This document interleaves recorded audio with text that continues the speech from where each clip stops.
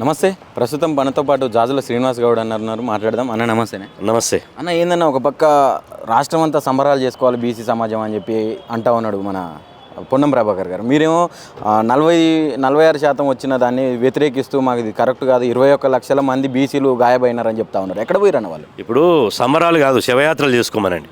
శవయాత్రలు చేసుకుంటే బాగుంటుంది, అప్పుడు సంబరపడిపోతారు. సిగ్గుండాలంటే అందుకేమన్నా ఇవాళ 21 లక్షల మంది బీసీలను తక్కువ చేసి చూపించి 15 లక్షల మంది అగ్రకులాల జనాభాను ఎక్కువ చేసి చూపిస్తే ఇవాళ ఉత్సవాలు చేసుకుంటారా? అంటే ఇది బీసీల కోసం చేసే గణన, అగ్రకులాలకు చేసే గణన. అంటే నార్మల్గా జనాభా ఎప్పుడైనా మన పెరుగుతున్న కొద్దీ జనాభా కూడా పెరుగుతూ ఉంటుంది కదా, ఎందుకు 21 లక్షల మంది దగ్గరన? కుట్రబుద్ధితోటి బీసీల లెక్కలు గ్రామీణ ప్రాంతాల్లో లెక్కలు చేసేటప్పుడు గ్రామీణ ప్రాంతాల్లో 60 నుంచి 65% కులగణన వచ్చింది. అమ్మ ఇట్లా వస్తే హైదరాబాద్ కలుపుకుంటే 70% బీసీ గణన అవుతుంది. రేపు 70% వాటా ఇవ్వాలి, 70% బడ్జెట్ ఇవ్వాలి, 70% రాజకీయ పదవులు ఇవ్వాలి. రేపు 70% ఉన్నోళ్ళ మేము ఎన్నుకోకుండా ముఖ్యమంత్రి పీఠం గుంజుకుంటారనే కుట్రబుద్ధితోటి రేవంత్ రెడ్డి, జానారెడ్డి, ఉత్తమ్ కుమార్ రెడ్డి కలిసింది ఆడిన నాటకము, చేసిన కుట్రే ఇవాళ ఈ ఇచ్చినటువంటి సర్వే రిపోర్ట్. ఈ సర్వే రిపోర్ట్ చెత్తబుట్టలు వేసినా కూడా పనికిరాదు. ఇది ఇంత వరెస్ట్ సర్వే, ఇంత గందరగోళమైన సర్వే భారతదేశంలో ఎవరు నిర్వహించాడు. రాహుల్ గాంధీ బీహార్ పోయి గొప్పలు చెప్పుకుంటున్నాడు. మేము ఏకినాం పీకినాం, మేము ఈ తెలంగాణలో ఈ అద్భుతంగా సర్వే చేసినాం, బీహార్లో చేసింది దండుగా, శుద్ధ దండుగాని. రాహుల్ గాంధీ ఒకసారి రా తెలంగాణ రాష్ట్రంకి వచ్చి చూడు, నీ పేరు చెప్పుకున్నటువంటి ప్రభుత్వం ఎంత వింతలు విచిత్ర వేషాలే లెక్క పెడుతుందో. ఇవాళ అబద్ధం ఆడితే కూడా అతికినట్టు ఉండాలి. ఒక చిన్న పిల్లగానికి లెక్కలు చూపిస్తే కూడా అబద్ధం అని తేలిపోతుంది. ఇన్ని అబద్ధాలు చెప్పడానికి సిగ్గు లేదా ప్రభుత్వానికి? బీసీలే కాకుండా ఇటు బీసీలు తగ్గిర్రు, అటు ఎస్సీలు తగ్గిర్రు, ఉన్నట్టుండి ఓసీలు ఒక్కసారిగా 16% దగ్గరకు పెరిగిర్రు.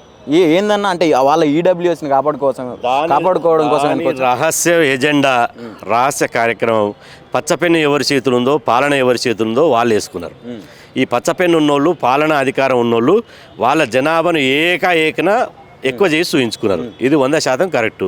ఇలా ఈ లెక్కలే తెలుస్తున్నాయి, ఈ లెక్కలు చూస్తేనే తెలుస్తున్నాయి. ఇంకా దీంట్లో పారదర్శకంది, వాళ్ళ జనాభా వాళ్ళ తగ్గట్టు పెంచుకున్నారు. సిగ్గు ఎగ్గు ఏ మాత్రం మానవ మర్యాద లేకుండా నిస్సిగ్గుగా అగ్రకులాల జనాభా పెంచుకున్నారు. బీసీ జనాభా తగ్గుతుంది, అగ్రకులాల జనాభా పెరుగుతుందా? 21 లక్షల మంది చనిపోయారని ఎంతమంది ఒక ఆయన. 21 లక్షల మంది చనిపోతే 40 లక్షల మంది పుట్టలేదా బీసీలు? అదే మరి ఓసీలలో చనిపోలేదా? ఓసీలలో ఈ 15 లక్షల మంది పుట్టిరా? పుడితే వాళ్ళ వివరాలు నిజంగా ప్రభుత్వానికి చిత్తశుద్ధి ఉంటే మీరు పబ్లిక్ డొమైన్లో పెట్టండి. ఎన్ని కోట్ల కుటుంబాలకు లెక్కలు తీశారు, ఎన్ని కోట్ల వివరాల జనాభా లెక్కలు తీశారు, ఎన్ని కోట్ల మందికి తమ కులం వివరాలు చెప్పారు, ఎన్ని కోట్ల మంది నిరాకరించారు. అసలు ఈ రాష్ట్రంలో ఎన్ని కోట్ల జనాభా ఉంది, మొత్తం ఎంతమంది చెప్పండి. అది చేత కాదు.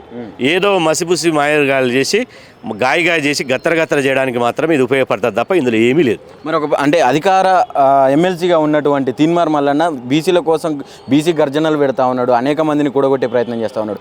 అంటే అధికారంలో ఉండి కూడా కొట్లాడుతున్నా ఎందుకు బీసీలకు అన్యాయం జరుగుతుందన్న? ఇప్పుడు కాంగ్రెస్ పార్టీ కుక్కతోక వంకర. ఇది నెహ్రూ కాంగ్రెస్ నుంచి రాహుల్ కాంగ్రెస్ వరకు, రాహుల్ కాంగ్రెస్ నుంచి రేవంత్ రెడ్డి కాంగ్రెస్ వరకు వీళ్ళు నెహ్రూ కాంగ్రెస్లో బీసీలకు అన్యాయం చేశారు. యువకులు రాహుల్ గారైనా రేవంత్ గారైనా మారతారేమని మేము ఆశించినాం. కానీ వాళ్ళ కుక్కతోక వంకర బుద్ధి ఎట్టనో ఇవాళ కాంగ్రెస్ ప్రభుత్వం అంతే. ఇవాళ కుక్కతోక వంకరే ఉంటుంది తప్ప చక్కగా రావాలంటే రాదు. వాళ్ళ బుద్ధి కూడా బీసీల విషయంలో మొదటి నుంచి బీసీ ద్రోహులుగా, బీసీలకు అన్యాయం చేసే వాళ్ళుగా ఉన్నారు తప్ప ఏనాడు బీసీలకు న్యాయం చేయాలనే చిత్తశుద్ధి వాళ్ళకి లేదు. కాబట్టి రాహుల్ గాంధీ పేరు చేస్తూ కులగణన జరగాలి, కులగణనకు ఎవరి వాటా వాళ్ళకి దక్కాలి, ఇదా కులగణన? రాహుల్ గాంధీ ఒకసారి వచ్చి చూడు ఏమవుతుంది నీ ప్రభుత్వంలో, చేతగాని మాటలు కాకపోతే ఏంది. కాబట్టి రాహుల్ గాంధీ మాట నమ్మేది లేదు, రేవంత్ రెడ్డి మాట నమ్మేది లేదు.